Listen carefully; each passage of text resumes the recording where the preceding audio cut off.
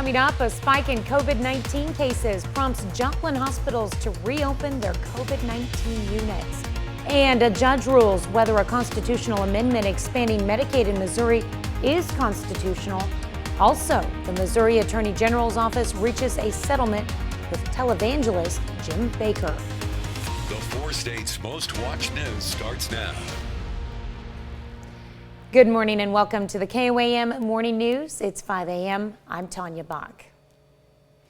We've got some scattered rain expected throughout the early morning hours, but we should have a beautiful afternoon and evening. Here's a look at our forecast with Michael. Yeah, we got action already cooking, Tanya, up to our north and our northwest. As a matter of fact, we've got some, this is not for our counties, but we just had some severe thunderstorm warnings pop up just on the north side of Kansas City. We'll check that out in just a second, but I want to show you our Skywatch storm tracker, at least here at the 5 o'clock hour. Clean as can be. Now, as we move out to the northwest, rolling right now through Hutch, diving down toward us is one system. This is kind of the big one throughout the contiguous 48, up there right on the Nebraska-Kansas state line, moving into far northwest Missouri as well. And like I said, that's the one that has just spawned that severe thunderstorm warning north of Kansas City. Does not quite include Kansas City proper as of yet, but if you got a Thursday road trip and you got to head that away, that's an idea of what's coming there. Live look outside of Television City, where honestly we don't have a whole lot of action that's cooking so far. 74 in Joplin, 76 in Independence, and a pair of 74s in both Lamar and Carthage. So considerably warmer than what we've had past couple of mornings, as our weather trend is going to shoot us back into the 90s today. But more importantly, let's talk about a little rain that we're going to have on our way. And so as this thing moves in for the northwest right there throughout the morning hours, should be done relatively soon in the early afternoon. But then we've got a little more that wants to come in from the north for late tonight into Friday morning. And here's the thing, last time we had a good thunderstorm, what did the temperatures do? Well, they plummeted and made it very, very nice. That will not be the case this go around, as our temperatures will actually be in the 90s for the next 2 days. But then over the weekend, after Friday's front rolls through, we'll be back down to the mid 80s with that rain lasting into Saturday. A weekend actually in the 80s and not the 90s. Can't not complain too bad. about that. Just Saturday's going to be a little wet to begin with. Kind of got to kick it. But temperature-wise, no, not bad at all. And it really. Take that through Sunday, beginning of next week's not too bad. Yeah, a lot of chances though. Well, you don't want it to be dry every day, then it'll just be miserable. Well, I'd be miserable if nothing ever changed. It'd be boring. Change is good, Tanya. Sure. We may be going through a Well, lot of that. I may be going through what? We might be going through a lot of that. Oh, yeah. No, it's cool. It's not a midlife crisis, folks. I'm fine. Everything's fine. Right? Definitely. Everything's fine. Everything's fine. All right, thanks, Michael. Joplin's Freeman Hospital is reopening its medical COVID-19 unit. The unit closed back in March due to low patient numbers. Freeman doctors say that despite the unit reopening, they are not concerned about capacity issues, but that this is not a good trend. Freeman currently has 41 patients in the COVID unit and says a vast majority are receiving oxygen. They encourage anyone who is still unvaccinated to get a vaccine. What we were doing kept it under control. Not gone, not vanquished, but very under control. And when we removed all those safety protections, now we're back up to 40 plus patients in-house, and we're still not vaccinated enough to be able to take advantage of herd immunity. Dr. McNabb says he's hopeful we can get through this climb in cases faster by getting more people vaccinated. Mercy Hospital also recently turned its 4th floor ICU into a negative pressure room for COVID-19 patients. Now they can hold 24 patients in need of a ventilator. Mercy doctors worry they may soon reach capacity to care for COVID-19 patients. Are seeing a return of COVID. Southwest Missouri has the dubious distinction of being the hot spot in the country. And Missouri has one of the lowest vaccination rates. They add that in late May and early June, they were averaging about 3 COVID-19 patients in their ICU. Now they're averaging about 15 COVID patients in their ICU. Missouri Attorney General's office says it has reached a settlement with Missouri-based televangelist Jim Bakker and Morningside Church for marketing a supposed potential cure for the coronavirus. As part of the settlement, the Attorney General recovered $156,000. Additionally, Bakker's not allowed to sell or advertise Silver Solution as a way to diagnose, prevent, mitigate, treat, or cure any disease or illness. Bakker must also return an additional $90,000 to consumers who purchased Silver Solution between February and March of 2020. In a written statement, Missouri Attorney General Derek Schmidt said in part, quote, "My office will continue to work tirelessly on behalf of Missouri consumers and will not hesitate to take action when those consumers are being defrauded." A Missouri judge finds that a voter-approved ballot measure to expand Medicaid is unconstitutional. The judge says the amendment unconstitutionally sought to force lawmakers to set aside money for the expansion. Under the Constitution, lawmakers cannot be forced to make appropriations unless the ballot measure includes a funding mechanism. Voters passed the constitutional amendment last year, but Governor Mike Parson refused to implement it because lawmakers did not set aside any money for it. Missouri senators are back at the Capitol to work on a critical piece of Medicaid funding. Governor Mike Parson called lawmakers back to Jefferson City to pass a tax on medical providers. The tax draws down a significant amount of federal Medicaid funding. The tax was not renewed during the regular session because of a fight over Medicaid coverage for Planned Parenthood and some family planning services. Governor Parson says lawmakers have until July 1st to re-up the tax. Otherwise, he says he'll cut $722 million from the state budget to make up for it. Businesses in Iola, Kansas are paying for kids to swim at the Iola pool free of charge. Outsiders Bar and Grill challenged other Iola businesses to contribute to the pool so kids could enjoy summer without worrying about money. Pool officials say this challenge helps area kids and the pool. It just shows that they're going to support our community, let them come out and swim for free, that they're involved, they want to see the kids get outside. I know the stereotype is a bunch of kids want to stay inside and play them video games, so it's nice to see all the kids get out and play. Outsiders Bar and Grill started off the challenge by paying for 60 kids' passes. It's 5:07. Temperatures going to rise up into the low 90s later on today. Now we've got some early morning cloud cover and thunderstorm activity that we're looking out to our northwest. However, it's not going to be widespread, at least for today. It will be that way as we get toward the weekend. But as we see a little bit of it clip the far northern counties and we push into the 90s, then as we get to Friday, back into the 90s. And you'll notice the rain just keeps on hanging around all the way into Saturday. Looking like a little bit of a wet weekend there with rain on Saturday and Sunday, but nice temperatures as we're just hanging in the mid-80s. That's a look at this morning's top stories and weather in our first 7 minutes. Coming up on the KOAM Morning News, heart inflammation in teens. Renewed concern over cases of heart inflammation in some vaccine recipients. I'm Laura Podesta with the latest, including a new warning that'll be placed on the Pfizer and Moderna vaccines. Plus, a pair of Southeast Kansas baseball standouts earned first-team All-State honors from Sports in Kansas. And more than 150 employees at a Houston hospital resign or were fired after refusing to get the COVID-19 vaccine. The legal action some former employees are now seeking. You're watching the KOAM Morning News. More real news in the morning. We'll be right back.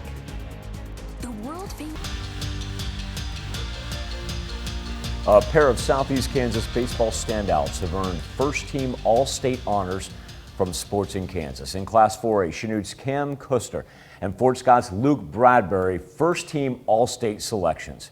Custer, a first-team All-State utility player for the Comets. Bradbury, first team in the outfield. As this season for the Tigers, Bradbury collected a team-high 28 hits in 21 games. Hit 11 doubles, how about 17 RBIs. He also tied with a team-high 21 runs scored. Former Pittsburgh State head softball coach Elizabeth Egamon back in the 4 states on Tuesday. Our own Jacob Leonard caught up with Coach E, as we call her, to talk about her new title at Wichita State, keeping up with the Gorillas, and still recruiting players from the 4 states.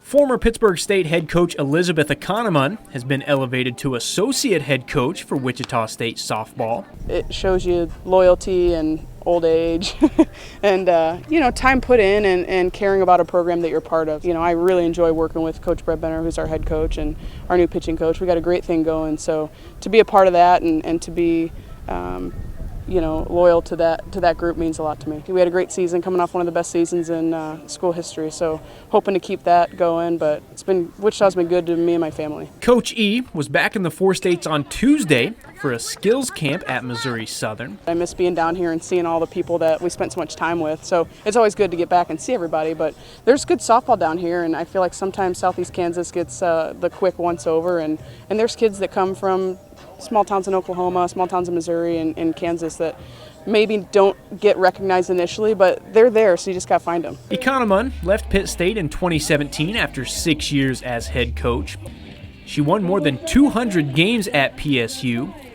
And while she's moved on to Wichita and the Division I level, she still keeps tabs on the Gorillas and the rest of the MIAA. I always keep an eye on the MIAA. I obviously follow everybody that's been in the league for a while, and Coach Blackney here at Southern I've known for a long time, so I'm excited about the success she's had with her program almost immediately. So it's exciting to see the teams that you used to compete against have success. When you're not there, it feels a lot better to cheer for them. So yeah, I'm excited the direction Pitt State's going in. I hope things go well. It's crazy to think that Coach E is now entering her 5th season already at Wichita State. Shockers were 41-13 this year. Won both the American Conference regular season and the postseason tournament titles. St. Louis Cardinals sitting in 4th place right now in the National League Central. Cards, losers of 4 of their last 5, including Game 1 of a 2-game set to the Tigers on Tuesday night.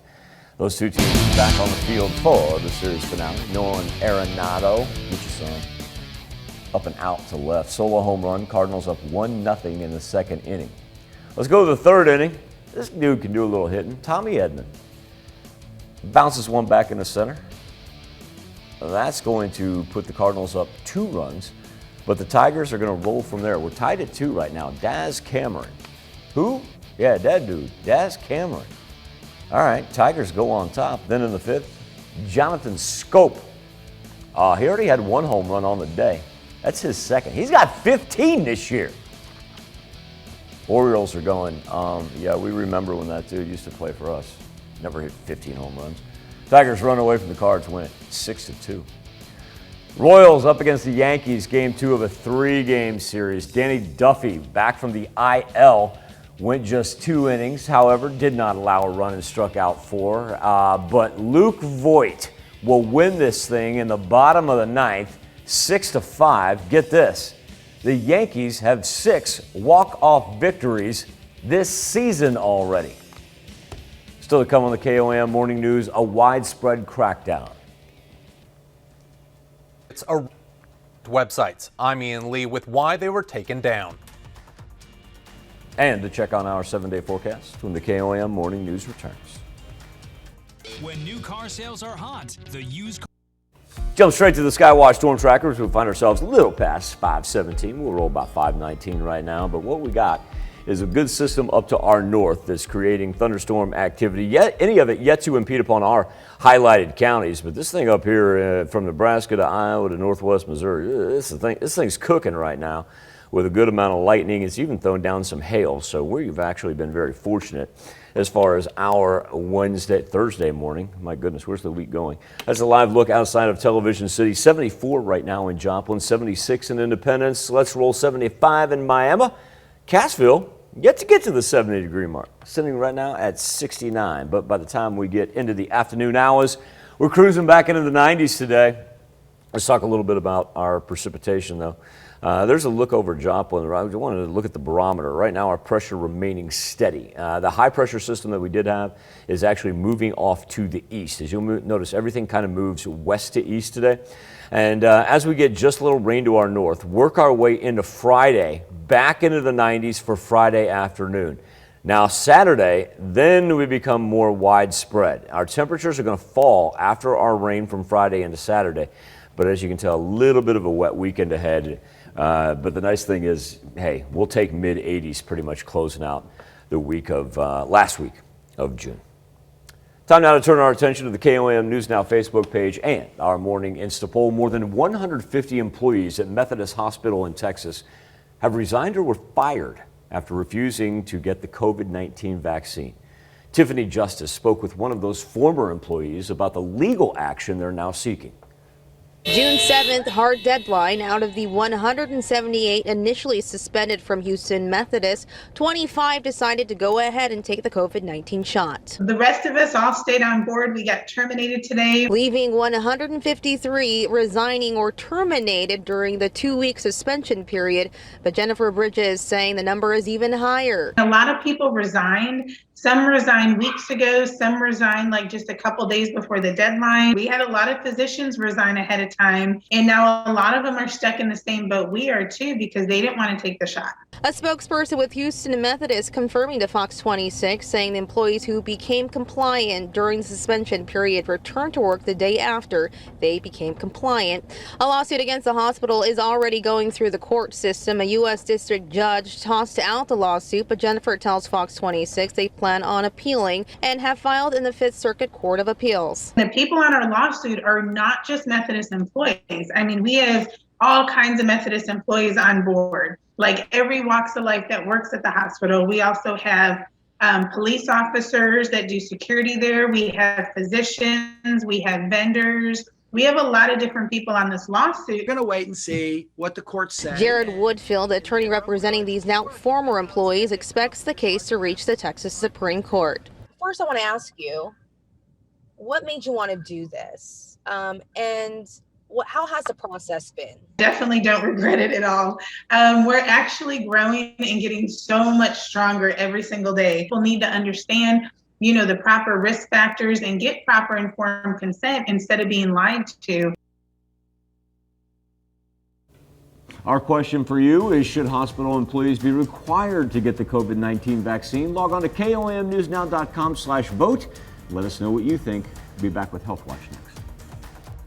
When wind and hail break loose. Topping Health Watch this morning, there have been rare cases of heart inflammation in young people following the coronavirus vaccine. But that shouldn't stop anyone from getting their shots, federal health officials say.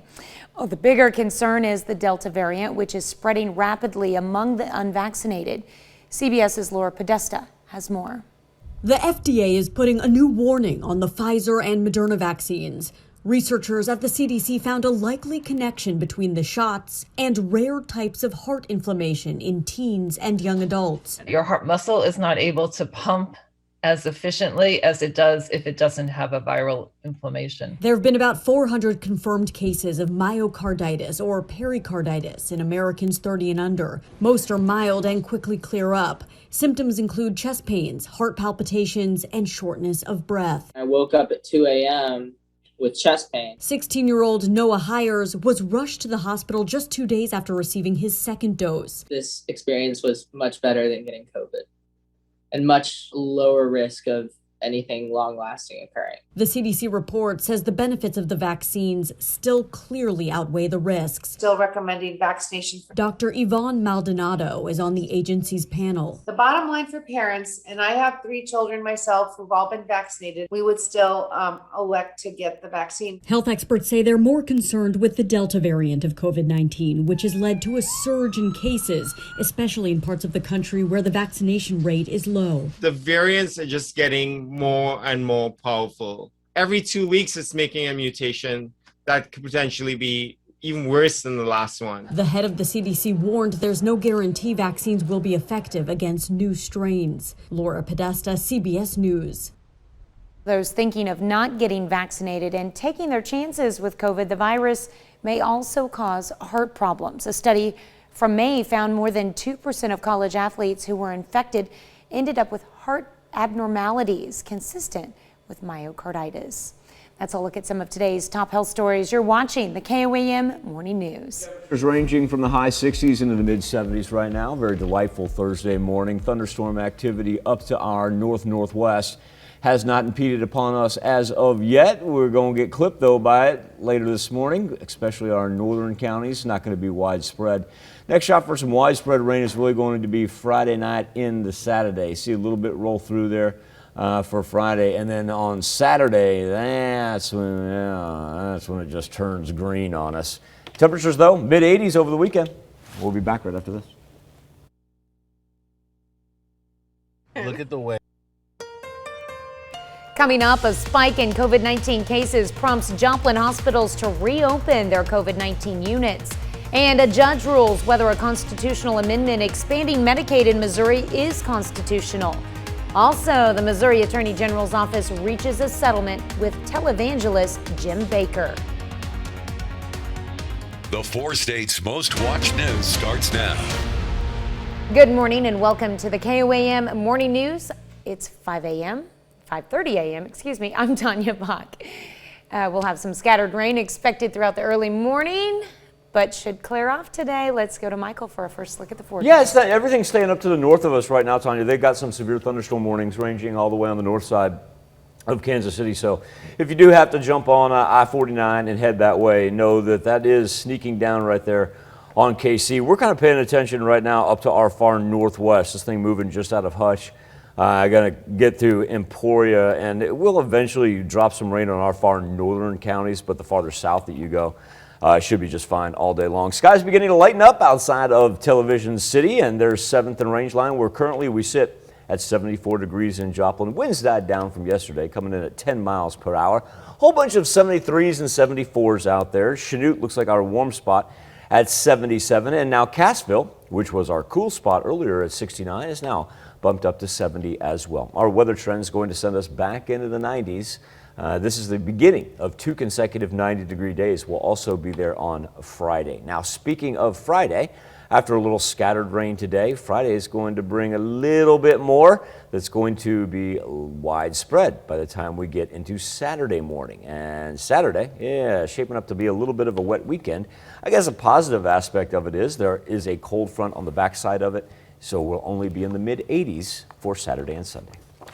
All right, well, hey, you can't complain about the 80s right now, especially with the temperatures we had. No padding, no sand, temperatures in the 80s, we'll take it.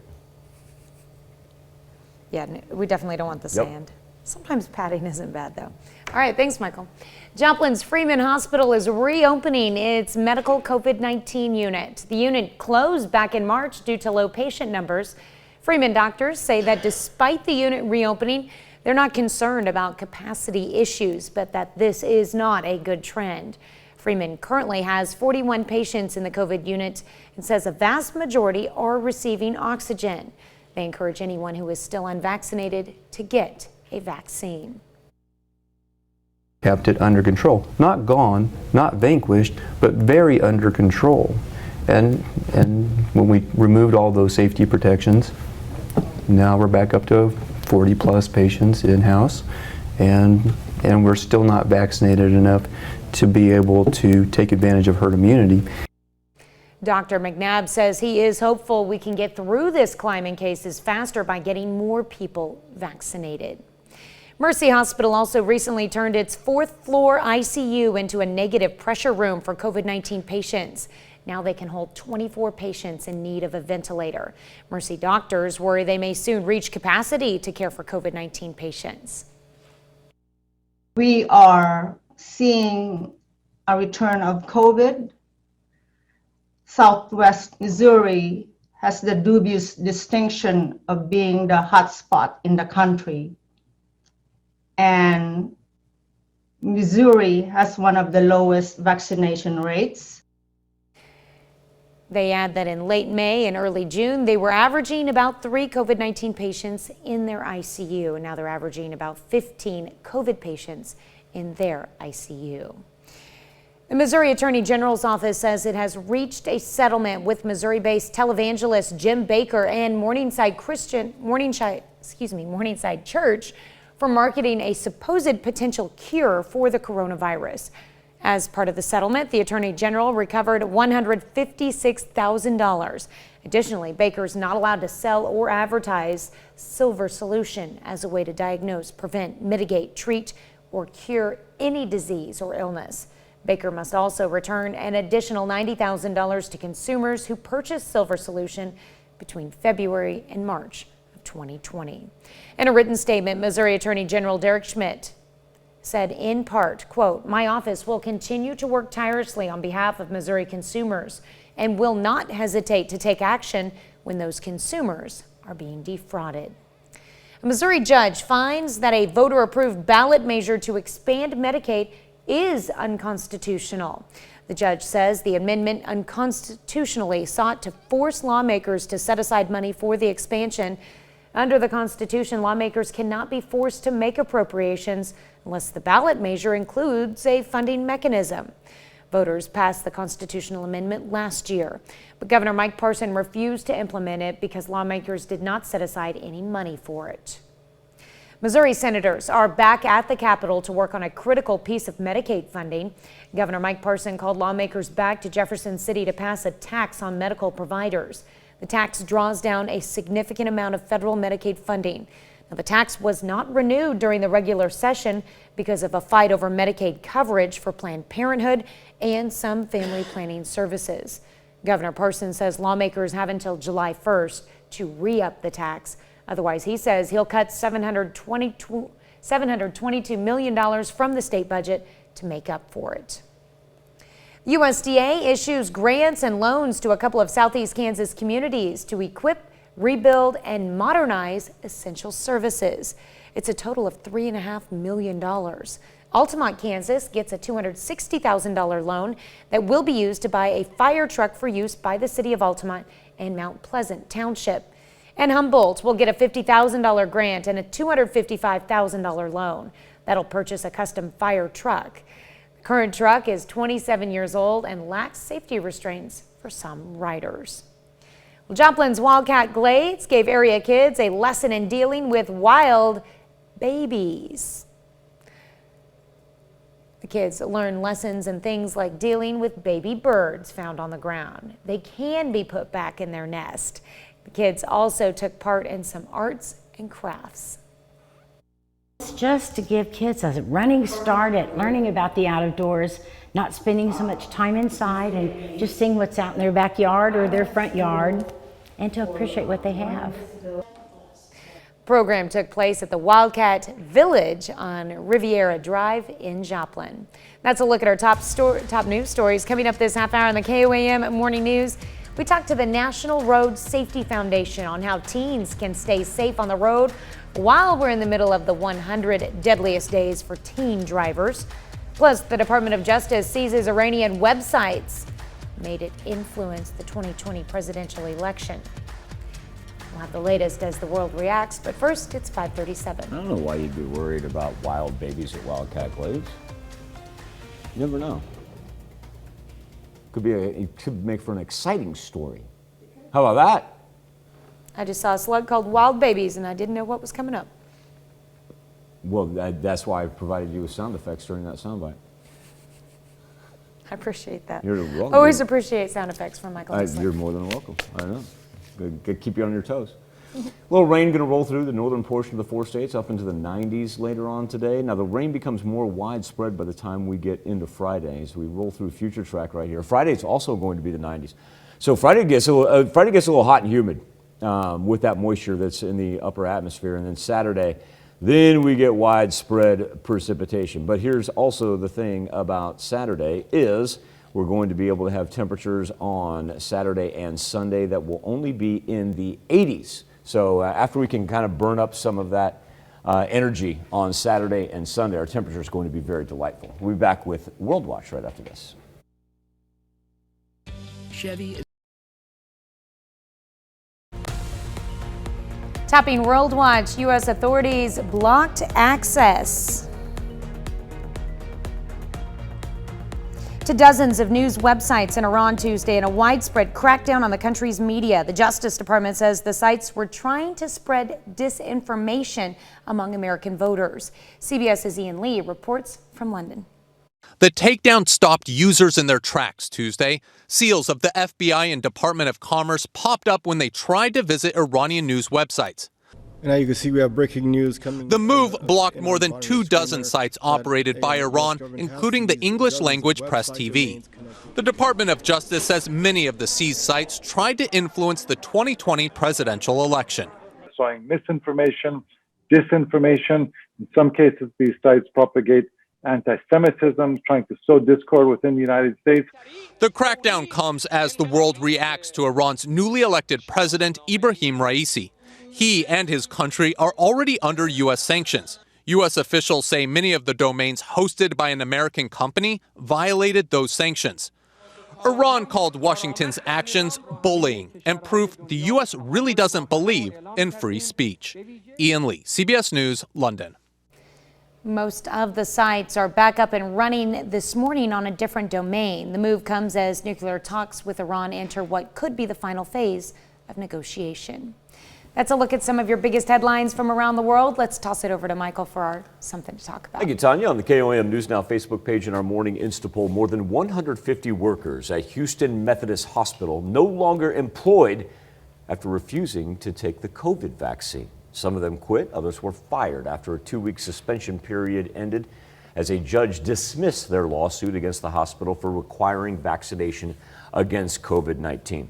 Our question to you this morning is, should hospital employees be required to get the COVID-19 vaccine? Right now, 73% of you chiming in.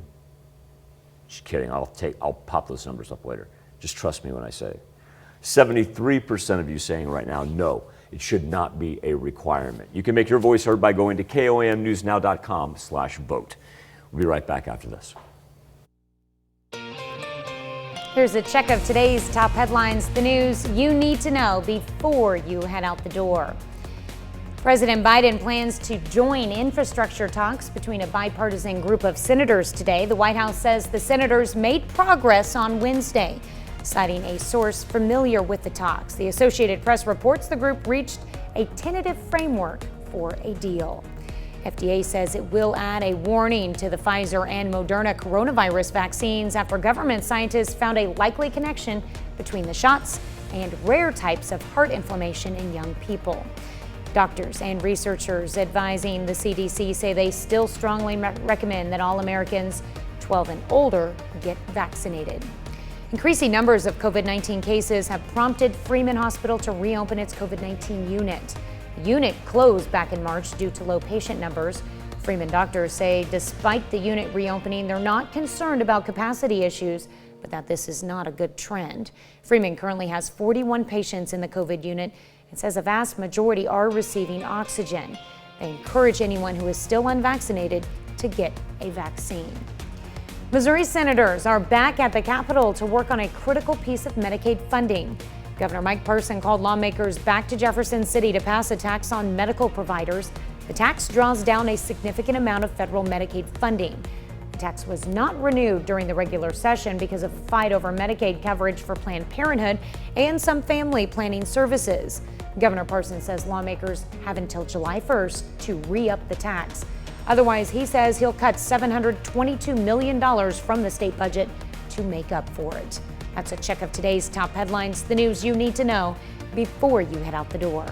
Morning temperatures already in the mid-70s, and so we are headed back up around 90 degrees this afternoon. A little rain kicking in for our far northern counties, but we're able to avoid any advisories, watches, or warnings. As a matter of fact, those have even stayed north of Kansas City so far. But that being said, if you do have to jump on I-49 and head up toward KC, that's going to be your best shot for running into thunderstorm activity for today. As we push into Friday, we're going to have partly cloudy skies, but our temperatures aren't going to back off on us. We'll be up into the 90s again for tomorrow. Now the rain becomes a little bit more widespread as we get from Friday into Saturday. As a matter of fact, Saturday looking a little bit like a wet one as the rain sticks around. But look at these temperatures for Saturday and Sunday. Back down into the mid-80s, very manageable. And then we're able to roll low to mid-80s all the way through next week. We'll be back with more KOAM Morning News right after this.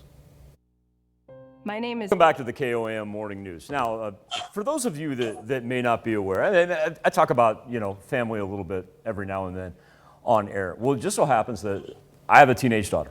She's 16 years old. She's behind the wheel. So it was a little alarming to me that when I found out that the next 100 days are known as the deadliest days for teenage drivers. And so that's why I'm so happy to be joined by Michelle Anderson. Michelle is from the National Road and Safety Foundation. Michelle, this was an alarming headline when I read it. And I know you didn't put it out there for shock value, but when I saw teenage driving for the next 100 days can be the deadliest of the entire year, I'm going to start by asking you this question. The first place I went to is, boy, to me, it seemed like it would make sense that it would be during the school year because there's more kids driving. Yet your mission is to let us parents know it's actually the summer months. Why is that? Yes, so it is that way because of the fact that kids are out of school. They're going to the beaches, they're going to the playgrounds, and then also we have to factor in that the days are longer. So daylight is longer. That means more kids are on the roads driving. And Michelle let us know that there's a 21% spike in teenage deaths as far as automobile accidents during the summer months. So Michelle, from the National Road and Safety Foundation's perspective, you've gotten the word out to parents, but our job for parents is to try to protect our kids. Yet, look, we got jobs. There's a reason they have driver's licenses. How do we put that information in front of them? So the first thing I need to let everyone know and understand that it is a privilege to drive. And it is a great responsibility. And oftentimes I know we as parents, we need that assistance from our kids to maybe go pick up some of the groceries, pick up your younger brother or sister. However, it is a great responsibility that you're putting in the hand of an inexperienced driver. Again, according to AAA, that statistic from the Memorial Day weekend leading up to the Labor Day weekend, it spikes by 21%. On average, 6 teens die per day on our roads. And during those months, those summer months where the daylight is longer, that number can triple, leading up to nearly 1,200 within those few months. And so it's very important that we as adults, that we give them the proper information, teach them what the graduated driver licensing laws are in our state, and then also make sure that we are enforcing that law. We have to be the enforcement for our children instead of having the police to pull them over. And so Michelle from the National Road and Safety Foundation and also an organization called SAD, and we're going to get into that in just a little bit. They're calling this to make this the safest summer ever. I know these are going to be preliminary numbers because we're just sitting here in June getting ready to transition into the 4th of July weekend. Your message so far, is it making an impact? What statistics are you seeing right now? Oh, absolutely. So again, we have teamed up. What better way can teens receive a message from their peers? It would be best to hear from their peers, right? So we've teamed up with SAD, Students Against Destructive Decisions, and we have an aggressive social media campaign going on now. And we're posting weekly information, statistics, tips on how to be a safe driver. We also want you to understand there in your state alone, last year, there were 989 deaths. And of those 989 deaths in car crashes, 120 of those were teen drivers. And so we're making this aggressive pitch. We have young people on board with us speaking to other young people about how to be a safe driver behind the wheel. Michelle, I'm so glad you brought up the whole thing about social media because I know you're extremely busy. Do you have time to maybe come back, rejoin me here in just a little bit? Because I want to talk about the best way to convey that message to our teenage drivers. Michelle Anderson, she's from the National Road and Safety Foundation. She's going to come back and we're going to keep exploring what all of us are going to work to make the safest summer ever for our teenage drivers. Michelle, I'll catch up with you in just a little bit. Thank you for your time this morning, and we'll be back with more KOAM Morning News right after this. Starting to throw up some watches and warnings up to the north of us as far as the thunderstorm activity. It's still to the far north of us, though. But what you see in the orange is a severe thunderstorm watch for those counties. And then that yellow right there around Topeka, right off of I-70, that is a severe thunderstorm warning. Now, we're not going to see anything that severe, but we are paying attention to what's up to the northwest of us on the radar as we're about to get a little bit of rain activity in the far northern sections of southeast Kansas. Then as we transition down to the south, you'll notice we've got 2 counties in northeast Oklahoma under a heat advisory today. So yes, it's going to reemerge, and the fact that it's going to feel about like 101, 102 the farther south that you go. Our temperatures right now already in the 70s, but that's kind of what we're eyeballing on the satellite so far. Temperatures for the most part ranging into the 90s today. We'll see a little bit of rain up to the north, but then we get more widespread for Friday night into Saturday morning, but a cold front's on the backside of that. So if we get through these 2 days in the 90s, we'll have nice temperatures in the 80s after the rain over the weekend. Need help with airplane. Coming up, a spike in COVID-19 cases prompts Joplin hospitals to reopen their COVID-19 units. And a judge rules whether a constitutional amendment expanding Medicaid in Missouri is constitutional. Also, the Missouri Attorney General's office reaches a settlement with televangelist Jim Baker. Good morning and welcome to the KOAM Morning News. It's 6 a.m. I'm Tanya Bach. We've got some scattered rain expected through parts of the 4 states. Let's find out where that's coming with Michael Hayslip. In the north, Tanya, Brett, who's behind the camera here, we were just talking during the break because I was listening to the College World Series yesterday afternoon, which of course takes place in Omaha, Nebraska, and they were talking about we're not playing tomorrow, which would be today. And so I was like, I'm going to keep my eyes up on the northern portion of the radar.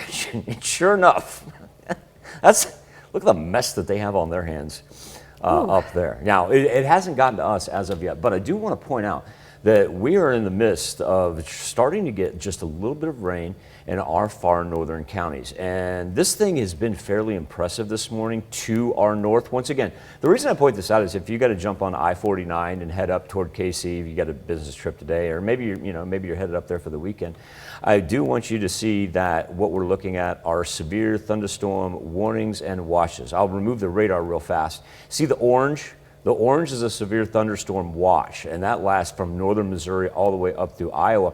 And then that yellow that we have just on the north side of I-70, that is a severe thunderstorm warning for the Topeka area. And you can tell that thing's turning pink right there, which means extremely hard rain, and also, too, the threat for some hail. But once again, we're looking okay. But as we transition down to the south, how about a heat advisory for northeast Oklahoma? We're going to feel about like 102, 103.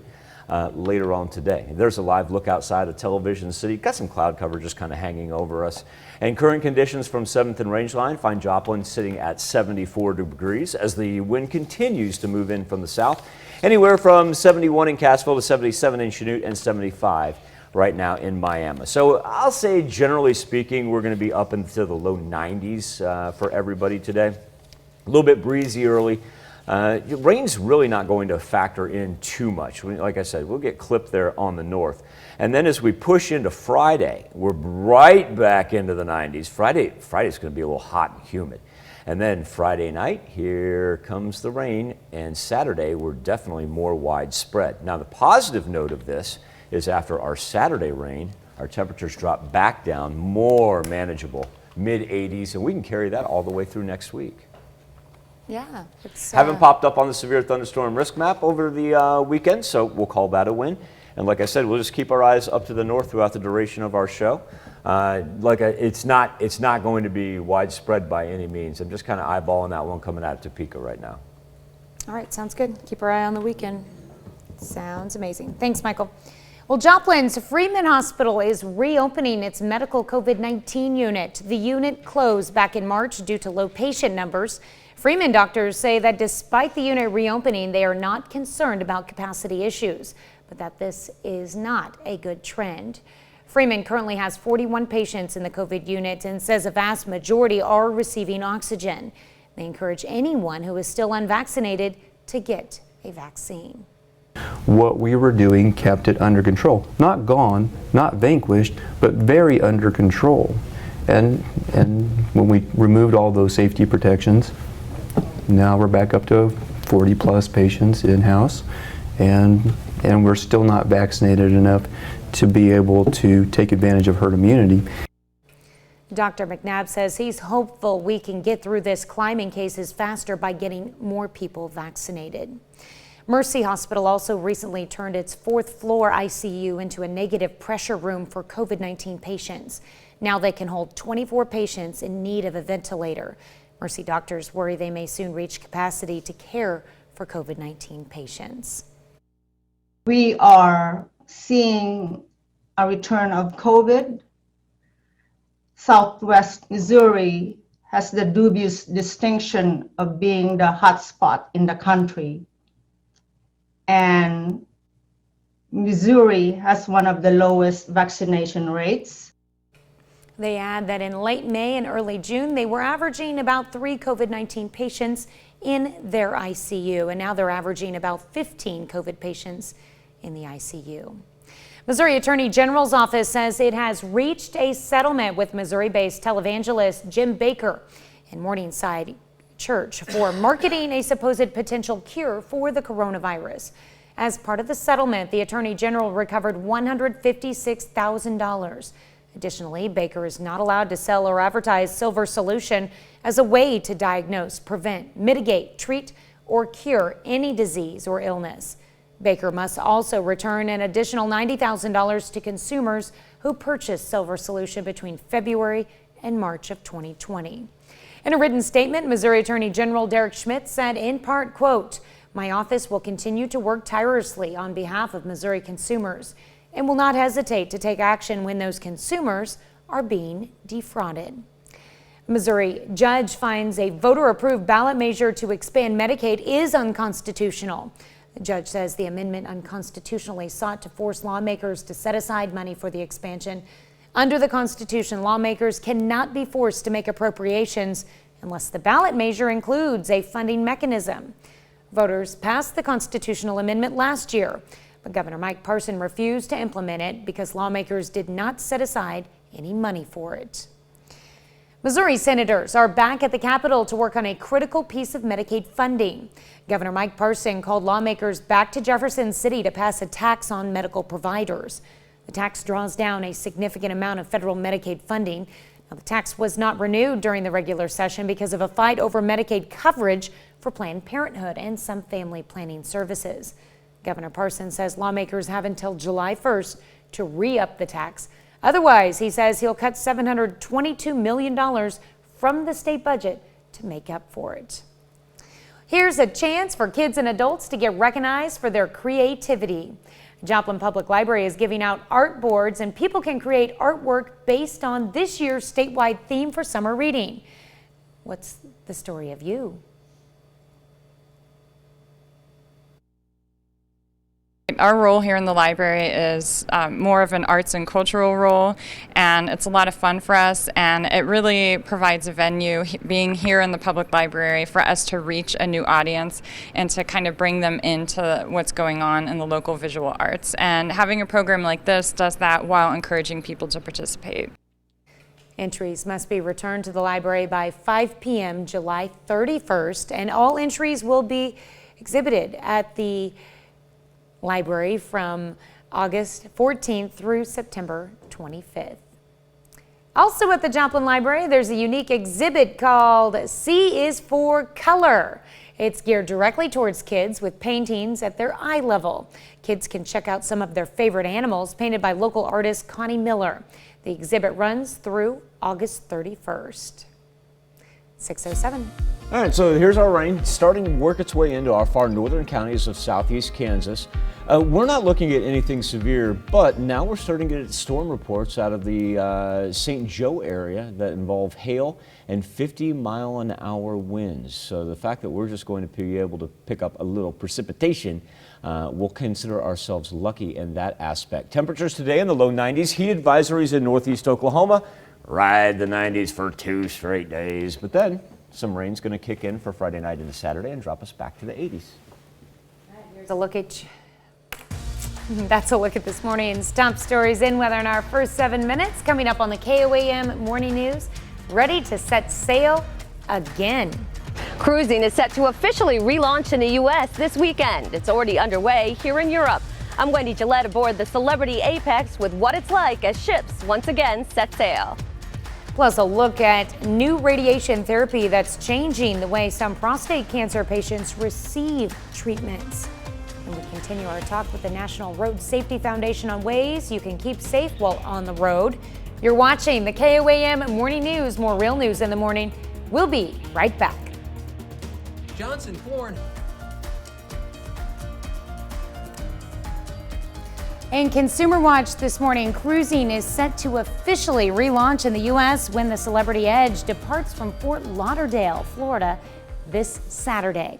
Ships are already sailing from foreign ports, though. Celebrity was the first U.S.-based line to launch from Europe with the departure of the Apex this past weekend from Athens, Greece. CBS News correspondent Wendy Gillette was invited to sail for a special rate and takes us on board. Martha and Paul Perlman from the Philadelphia area are aboard Celebrity Apex on its inaugural cruise in the Greek islands. It's so fabulous. They're celebrating their 40th wedding anniversary. Because the pandemic canceled 3 cruises the couple had planned. On this one, all passengers provided proof of vaccination, underwent a medical screening, and got a COVID test. Paul's first. It was a little weird. Sitting in front of people and having that in a big open space, but it was not a big deal. The process flagged 2 guests with COVID-19 earlier this month on a Celebrity cruise ship out of St. Martin. They were moved into isolation. The cases were handled exactly as per protocol, and that's why there was no further issues. We followed the protocols and we proved that the protocols work. Masks are required on the Apex unless you're drinking or eating, because that's what Greece mandates. When the Edge launches out of Florida on Saturday, the rules will be different. We follow the US CDC guidelines. For fully vaccinated passengers, it is not a requirement to wear masks. This past Sunday, Royal Caribbean launched a test cruise from Miami with mostly employees aboard. The CDC says companies that conduct a successful test voyage do not have to require passengers be vaccinated. Cheers. Lindsay and William Keogh from the Boston area are comfortable with the rules aboard Apex. I feel safe, relaxed. I've barely thought about COVID beyond this conversation since we've been on this ship. That's exactly what they wanted as they celebrate their honeymoon, delayed since October because of the coronavirus. Wendy Gillette, CBS News, Mykonos, Greece. The life of Wendy Gillette and where she gets to go reporting. The CDC's regulations for U.S. cruise ships leaving Florida are being downgraded to recommendations or guidelines. Change will happen next month after a judge sided with a lawsuit filed by the state of Florida challenging the rules. John McAfee, the creator of the antivirus software bearing his name, has died. McAfee was found dead in a Spanish jail just hours after a court ruled he could be extradited to the United States to face tax-related charges. Government authorities are still investigating but said, quote, "Everything points to death by suicide." McAfee was 75 years old. Legos will soon be made from recycled plastic bottles. The toy company is aiming to create its new blocks without people noticing the difference. Lego currently uses a plastic made from crude oil, but hopes to make the switch within 2 years. Lego says a 1-liter plastic bottle provides enough raw material for 10 2x4 Lego bricks. That's awesome. That's it for Consumer Watch. Now let's toss it over to Michael with a look at your forecast. Life of me, I couldn't think about the name of it earlier. Nanette Burstein, who's a wonderful filmmaker. She did a documentary on John McAfee. Ah, okay. It just clicked. It's the name of the documentary is Gringo. And you want, number one, she's a marvelous documentarian, and number two, you want to talk about a bizarre gentleman. Yeah, if anybody has a chance, you want to check that out. The name of the documentary is Gringo.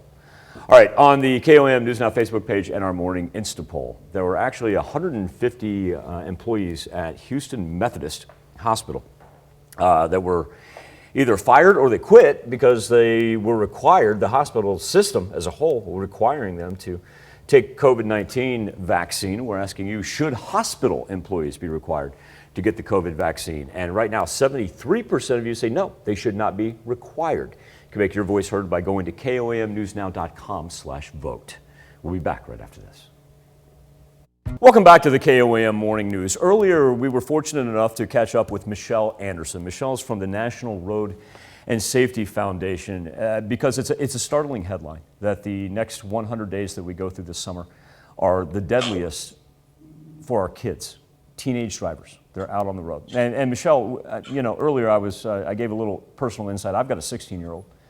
She's behind the wheel, but also too, a lot of times, her brother is in the car with her. So it's a little bit twofold for the Hayslip family. Now, Michelle, we were talking about the way to get this message out. And there's also an organization called SAD. A lot of people are infinitely familiar with MAD because it's been around. But SAD's been around for 40 years, but people may not be familiar with it or how to set it up in their community. How do they go about that?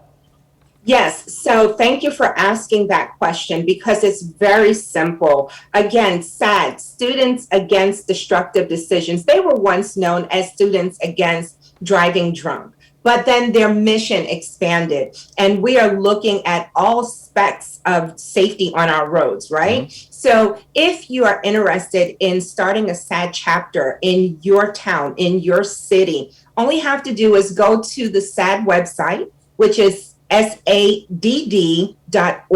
And it is a very simple thing to do. It's not necessarily led by adults, although there are adult supervision. These are youth leaders that are speaking up in their cities, that they're speaking against destruction. They're speaking up for positive role models, and they're doing a great job at it. And they are making an aggressive push during the summer to make sure that their peers are safe on our roads. Michelle, we've got a number of just intelligent, super bright students here in the 4 states. And if the best way to convey this message about making this the safest summer ever, if it is peer-to-peer, if they want to become one of those advocates, whether it be for the National Road Safety Foundation, whether it be for SAD, what are the best steps for a parent and their child to take to become an advocate?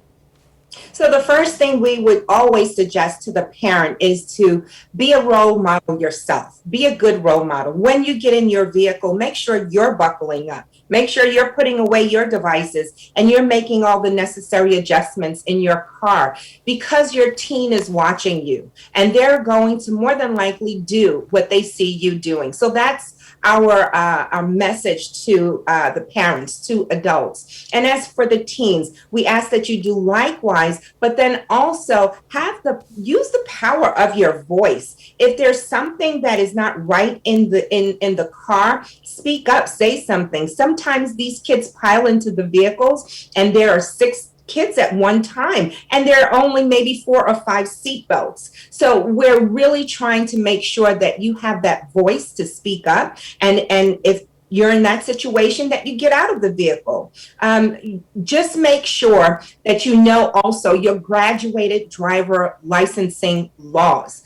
Each state is different. In one state, you may be able to drive after 10 p.m. In another state, you may not be able to. So you need to know that. I hate to sound like a parent when I say this, but I remind mine, you're essentially, you're driving a steel-guided missile. Yeah, think about that. Think about that, moms and dads. I'm not saying it's the right way to do it. It's a friendly reminder when they get behind that wheel. Michelle Anderson of the National Road and Safety Foundation. Michelle, I want to thank you for your time And the information that Thank you you. provided, it's eye-opening, and I'm not going to lie to you, it's a little bit scary. But thanks in part to the foundation and organizations like SAD, hopefully we can make this the safest summer ever. Yes, thank you for having us. We'll be back with more KOAM Morning News right after this. Tapping Health Watch this morning, technology is changing the way some prostate cancer patients are receiving treatments. Fox's Blake Devine shares how a new form of radiation therapy is helping patients in California. When it comes to treating prostate cancer, this technology is changing the game at the Ridley Tree Cancer Center. It's called stereotactic body radiation therapy. We'll start treatment very shortly, all right? Good to see you. Oncologist Justin Vogue is one of the first local doctors to use it. It's a highly effective curative form of radiation therapy that rivals both surgery and conventional radiation while giving the advantage of a much shorter treatment course. I decided to keep going with it. One of his patients is 67-year-old Gary Coates, who was diagnosed back in 2019. Last month, he started the new treatment. The most important decision for me was fewer side effects. While conventional treatment used to take 2 months or more, now it's just 5 half-hour sessions. Men who perhaps would be limited either financially or time-wise commitment can now come to Santa Barbara from further distances and actually get treated. It is a fast procedure. I'm not in for a very long sitting, and I don't have very many of them. This technology delivers powerful doses of radiation to tumors, targeting cancer cells while leaving surrounding tissues intact. The thing with SBRT is you have to be very precisely located under that beam, and they were getting me down to centimeters. Coates' current cancer levels are still being measured. Treatment's done, feeling pretty good. But he remains confident. Santa Barbara is really lucky it's got this. That's a look at one of today's top health stories. You're watching the KOAM Morning News.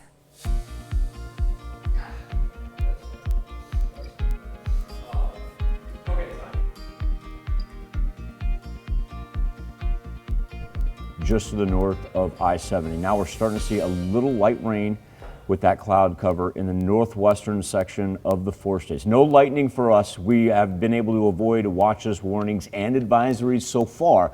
But once again, it's all eyes on the north. Temps in the 90s later this afternoon.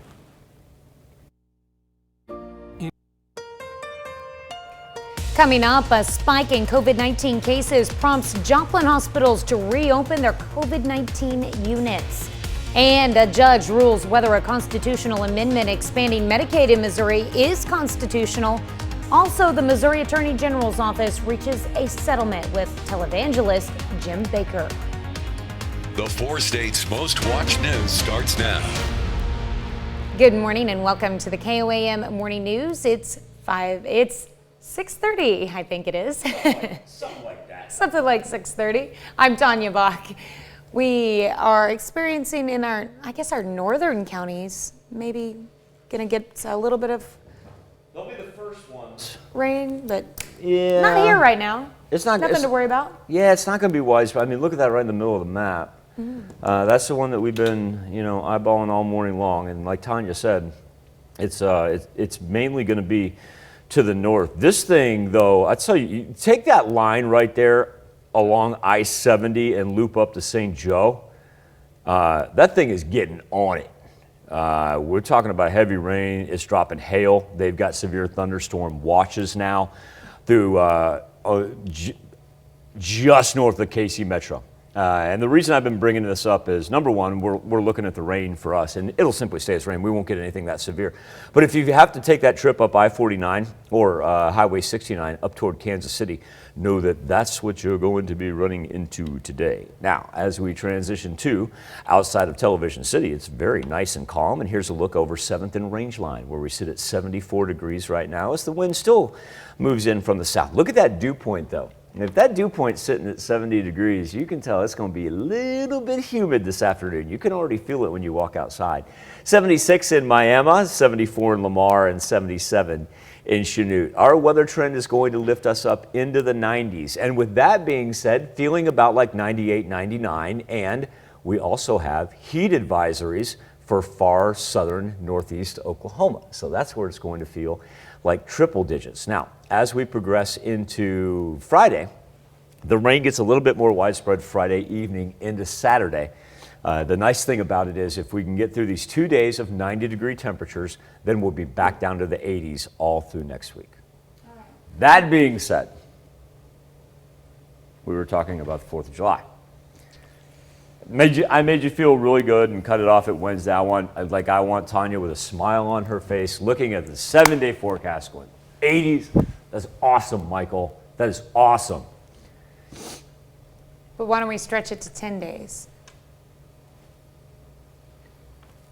Oof. That's perfect right there. See? Let me see that one more time. No. We can't just like tease us for a second. It's gonna be hot and humid on 4th of July. Okay. Okay. Okay, do you want me to find the silver lining? Because I'm gonna steal this from you.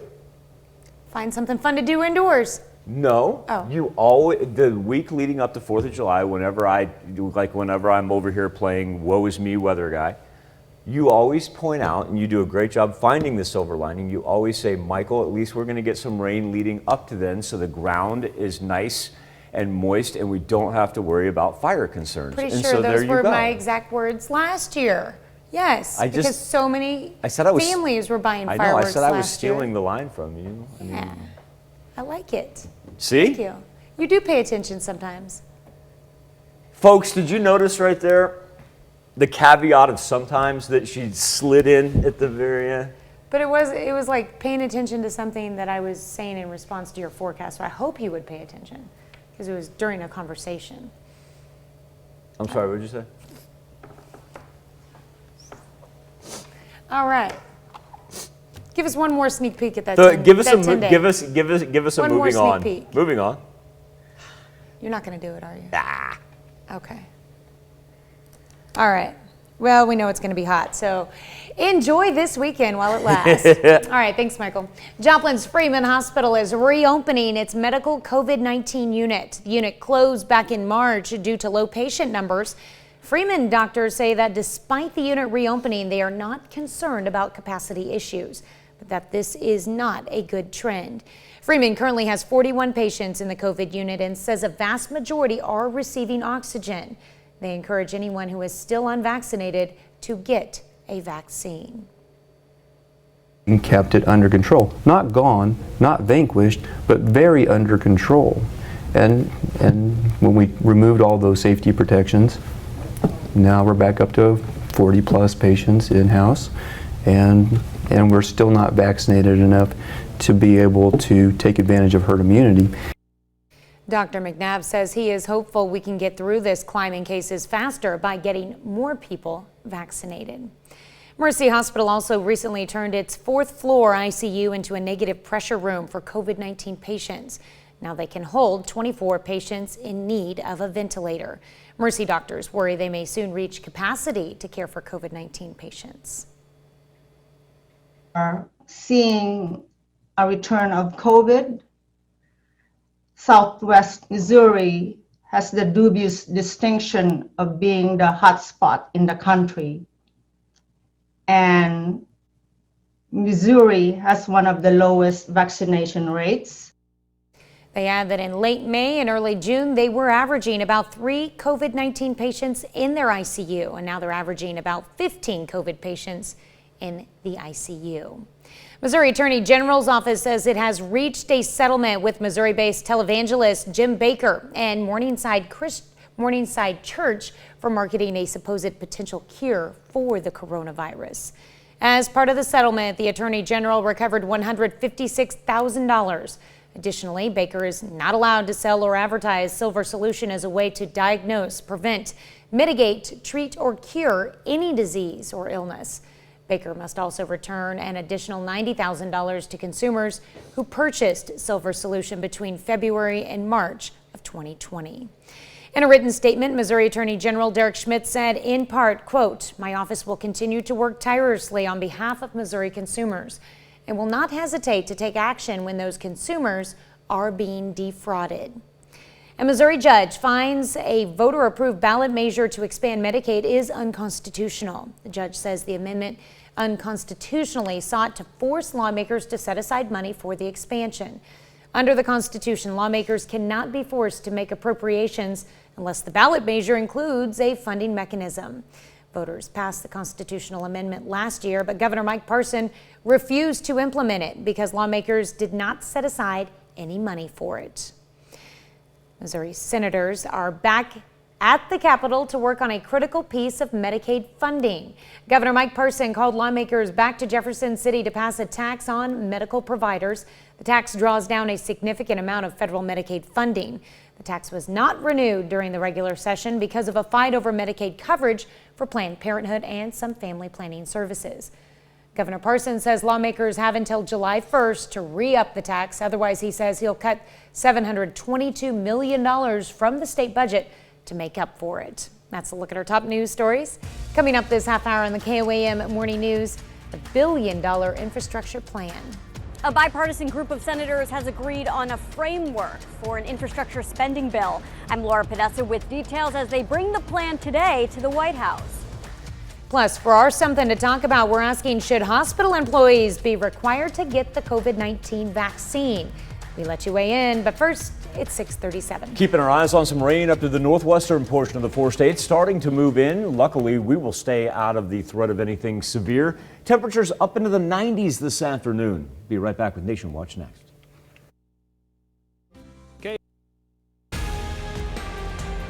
Topping Nation Watch this morning, a bipartisan group of senators has agreed on a framework for an infrastructure spending bill. This comes after weeks of fractious back and forths and multiple breakdowns in negotiations. CBS News' Laura Podesta reports on what the coalition of lawmakers will discuss with President Biden today. A bipartisan group of 21 senators is bringing a $953 billion infrastructure plan to the president today. Republicans and Democrats have come together along with the White House, and we've agreed on a framework, and we're going to be heading to the White House. This new deal is a far cry from the sprawling $2.3 trillion spending plan Biden had introduced at the onset of his presidency. The White House says the president is encouraged by the talks, but the two sides are still at odds over how to pay for the plan. There's a fundamental question right now. Are Republicans, members of Congress, do they believe that rich people should have to pay the taxes they owe? Or should we increase the cost of travelers who are just trying to make it to work? Republicans have hinted at raising the federal gas tax, which hasn't budged since 1993. While Democrats pushed a tax hike on corporations. Both ideas are non-starters for the other party. Democratic leadership is discussing a two-track approach, one where they would move forward with the bipartisan deal while also working on a more sweeping plan of Democratic priorities with budget reconciliation requiring just 50 votes to move forward. One can't be done without the other. We all of us agree to that. We can't get the bipartisan bill done unless we're sure of getting the budget reconciliation bill done. Lawmakers are hoping to vote on both at some point next month. Laura Podesta, CBS News.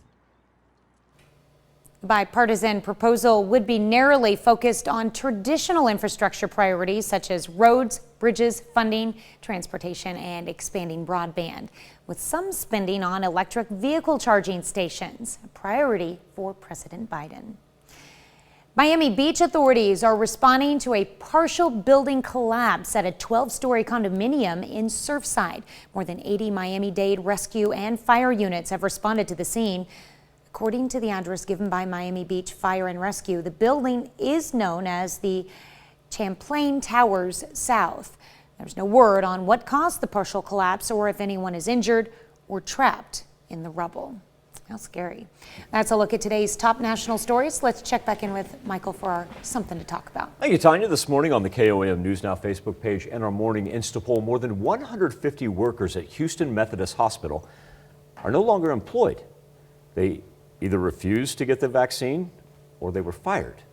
Now, while some quit, others say they were fired, and after a 2-week suspension period ended, a judge dismissed a lawsuit against the hospital for requiring vaccination against COVID-19.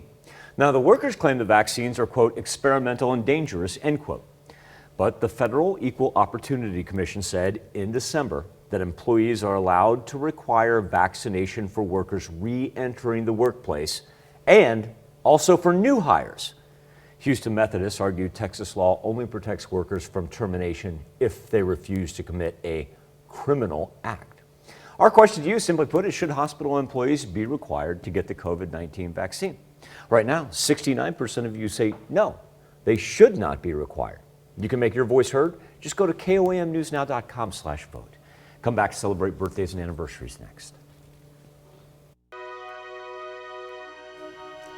We take this time to honor today's four-state hero, Lieutenant Colonel Gene Salisbury, a member of the United States Army and Navy. He served from 1957 to 1959 in the Navy and for 20 years in the Army Reserves. His hometown, Pittsburgh, Kansas. We are proud to salute Gene Salisbury, our four-state hero. Why don't we kick today's list off with one Samuel Martin as he is celebrating his 5th birthday. And Sam, hey, next 2 days, man, in the 90s, you're going to love that pool time, buddy. He is celebrating in St. Paul. And see who else that is in that picture? Well, that's Brother Benjamin. Because it just so happens that Ben and Sam, oh yeah, when you've got twins, you've got to celebrate together.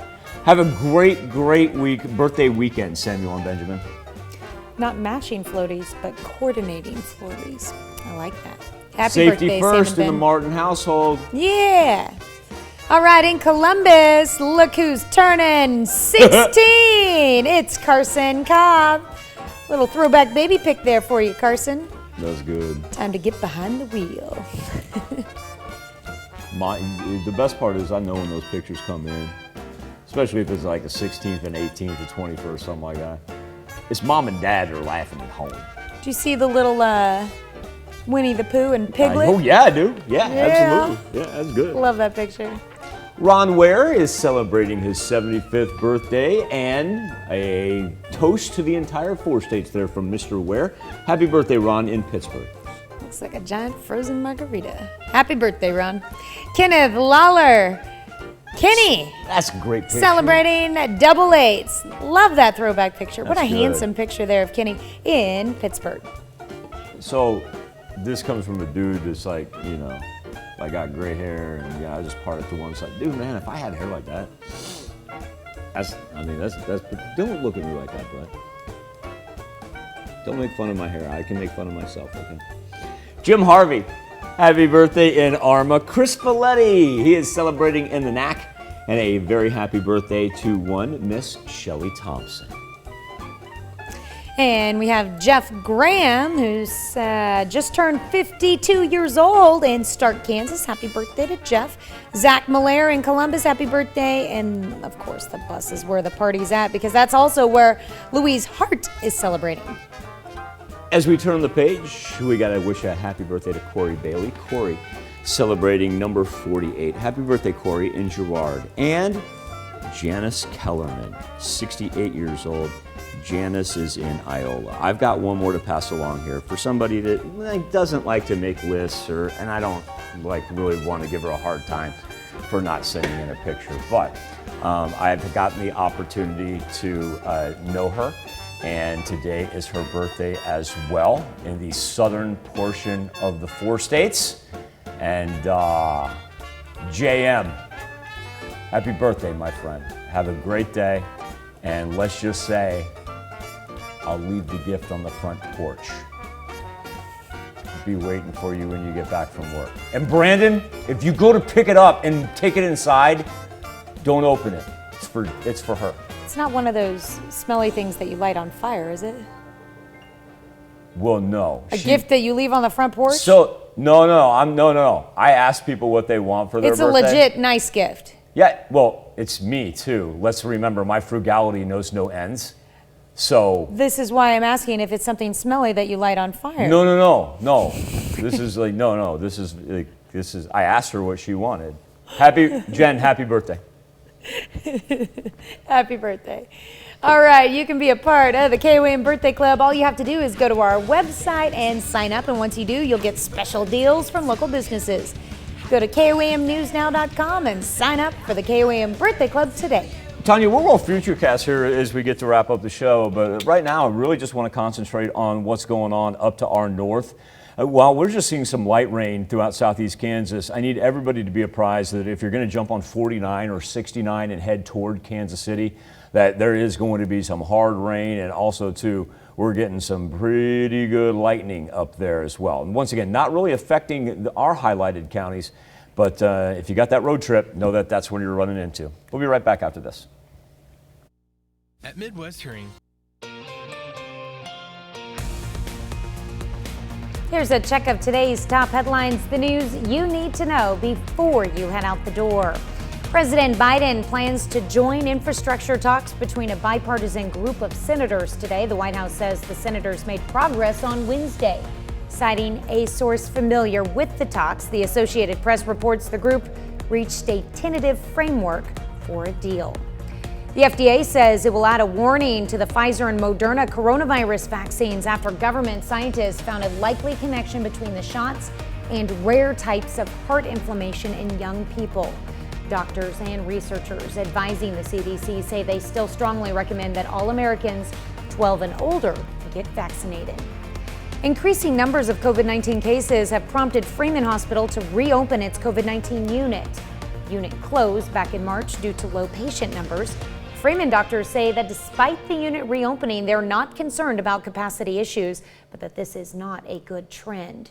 Freeman currently has 41 patients in the COVID unit and says a vast majority are receiving oxygen. They encourage anyone who is still unvaccinated to get a vaccine. Missouri senators are back at the Capitol to work on a critical piece of Medicaid funding. Governor Mike Parson called lawmakers back to Jefferson City to pass a tax on medical providers. The tax draws down a significant amount of federal Medicaid funding. The tax was not renewed during a regular session because of a fight over Medicaid coverage for Planned Parenthood and some family planning services. Governor Parson says lawmakers have until July 1st to re-up the tax. Otherwise, he says he'll cut $722 million from the state budget to make up for it. That's a check of today's top headlines, the news you need to know before you head out the door. All right, Tanya, here's what we're going to look at. While I point out the temperatures, I'm going to use the arrow here to talk about the rain that the northwestern section of the 4 states is going to see right there, say Yates Center to Iola. But now I want to transition down to the southern portion, all throughout northeast Oklahoma, because while we've been talking about the thunderstorm activity moving in from the north, we do have heat advisories as well. Feeling about like 102 to 103, the farther south that you get today. Everybody's pretty much going to range up into the 90s. We're going to have back-to-back days of hot and humid weather. Now we'll get some thunderstorm activity for Friday night into Saturday morning. And the positive aspect of that is it'll actually have a cold front on the backside of it that'll take us into the 80s. So after Saturday's rain is done, it'll be much more comfortable. Noon, we're making a fresh garden pasta in the Mr. Food Test Kitchen. That sounds good with the heat that's a-coming. Of course, your morning news continues on KOAM. The CBS Morning News is coming up next. Or you can switch on over with us on Fox 14, where your only local morning news continues. Let's just make fun of me. Were you just going to let me do the entire show, like trying to figure this out? I've adjusted it like 8 times. Well, maybe you'll get it by the next hour. All right. Hey, well, coming up on Fox 14. Like you were just going to let my tie just be like, get more askew. In the words of Kevin Smith, right? Ooh, I love Kevin Smith. A view askew. A view askew. All right. Hey, we're going to have a special meeting between the Pope and Spider-Man. Well, and also to a very, very important interview with a woman who's going to talk about the dangers of teenage drivers. And I'm not doing like fear headlines when I say that, but it's all about keeping our kids safe. And I greatly appreciated her time and her info. That does it for this Thursday edition. I want you to have a wonderful morning. Do me a favor, be safe, and we'll do this again tomorrow morning. And we're going to do it again today at noon. When you've been in a wreck, there are layers to what's happening, and timing is